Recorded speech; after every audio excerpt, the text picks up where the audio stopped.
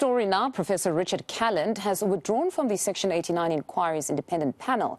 Now, this group has been set up to assess if there's a prima facie evidence that President Cyril Ramaphosa contravened the law in the Phala saga and if the impeachment proceedings should be set in motion against him. Well, let's get some reaction now on this with DA Chief Whip Siviwe Gwarube. Siviwe, good morning and thank you very much for your time. Now, as the Democratic Alliance, you are among the first to raise objections to his inclusion.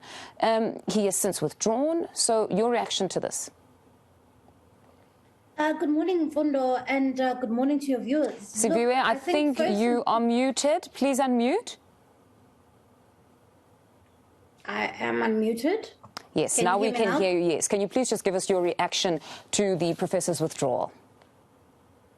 Look, I think first and foremost, it's important to state right up front that, our objection to Professor Calland's inclusion to the panel has nothing to do with his credentials and his track record of work. He's an expert that's respected in his field.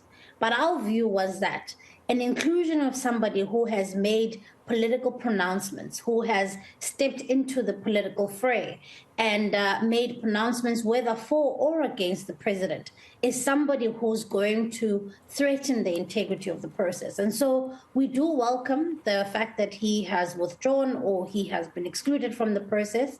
And we also welcome the fact that the people that are now comprising of the ad hoc committee are members of the judiciary. Because, of course, in Fundo, you'll recall that members of the judiciary are discouraged from making any political pronouncements because they are often called on to preside over panels such as this. And so that was our in-principle argument to the Speaker, that we've got to make sure that we insulate this process from being challenged in the future so that we can make sure that whatever the outcome, it is respected. All right, so it should only be judicial officers. And Advocate Mahlapi Silo, she's from the Dumanoko group of advocates from the Johannesburg Bar. So are you particularly satisfied with her inclusion as an advocate in practice? We've seen her at the State Capture Commission. You're perfectly satisfied there?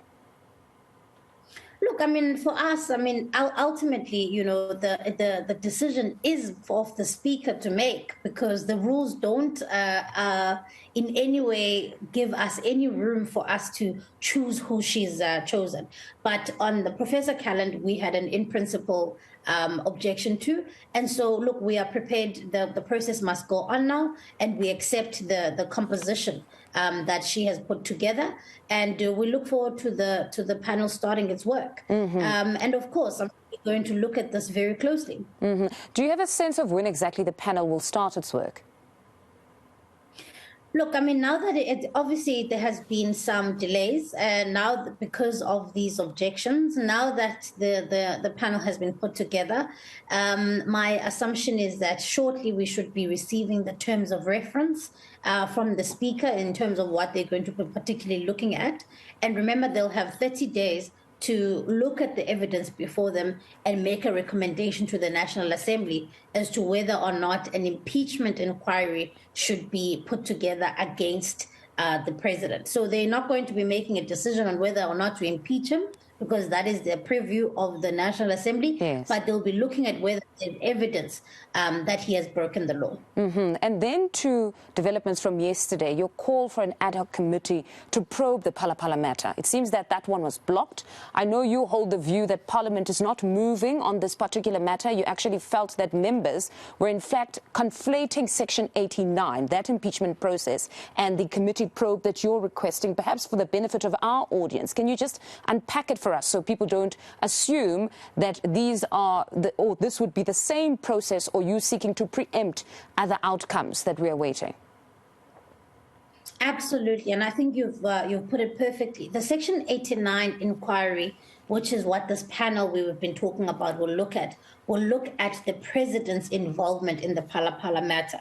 It will look at whether or not he has broken the law as a person, which is what the Constitution says are the prerequisites for any impeachment against any president. It doesn't look at anyone else. It looks at his conduct. What we are also calling for, in addition to this, is an ad hoc committee which will investigate not just the president's involvement, but other state institutions. You'll remember that there are allegations that SAPS was involved. There are allegations that the Deputy Minister of State Security, Zizi Kodwa, was involved. And we want to be able to summon institutions like SARS and SARB to find out where these the amounts of money is declared. And all of those things cannot be looked at by the Section 89 inquiry because their work is very distinct and it's a very tight definition of what they can and cannot do. But an ad hoc committee will be able to have far more wide-ranging powers, like we saw with the Nkandla ad hoc committee a couple of years ago. That was our plea with the ANC. Our plea with the ANC MPs yesterday is to say, we're not expecting you to make a finding of guilt or innocence against the president. We're asking you to allow Parliament to do its work because the rules empower us to start those proceedings so that the people of South Africa can see their MPs doing the work that they've sent us there to do. Okay. Now it makes a bit more sense that this one would allow you to investigate the other structures. If we're talking about SAPS, like you say, even the ministers that are alleged to have been involved or assisted in the cover-up. No, thank you very much for that clarity. That is the DA, Siviwe Gwarube.